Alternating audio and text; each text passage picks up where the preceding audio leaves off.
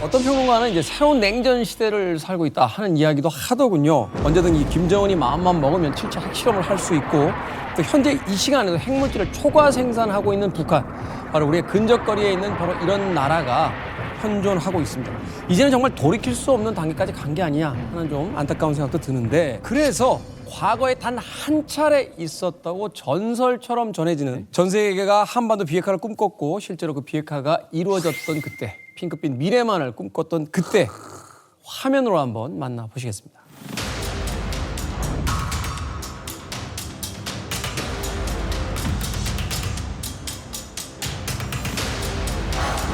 명령까지 있어요?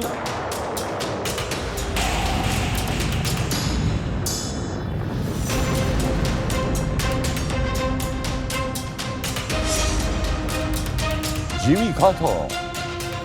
이만각 동굴이시죠?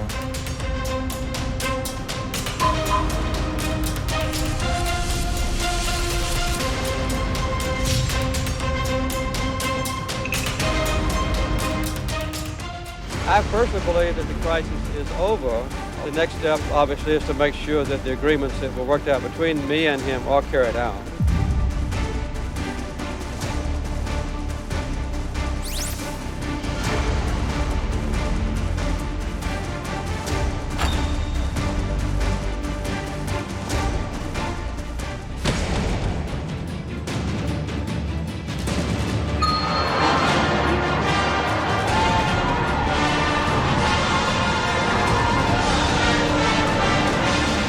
아, 저때 울기도 그러는데.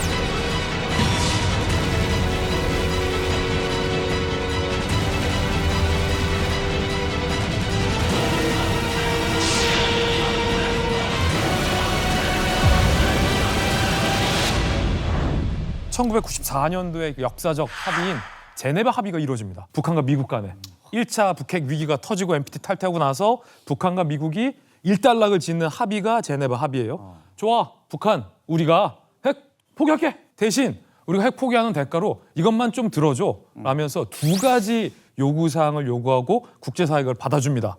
두 가지 합의 조건이 간단해요. 첫 번째는 이제 전력도 만들어야 되고 경제 개발도 해야 되니까 전력을 생산할 수 있는 경수로 원자력 발전소 2기만 지어줘. 미국이 It's okay. 어려운 문제 아니야.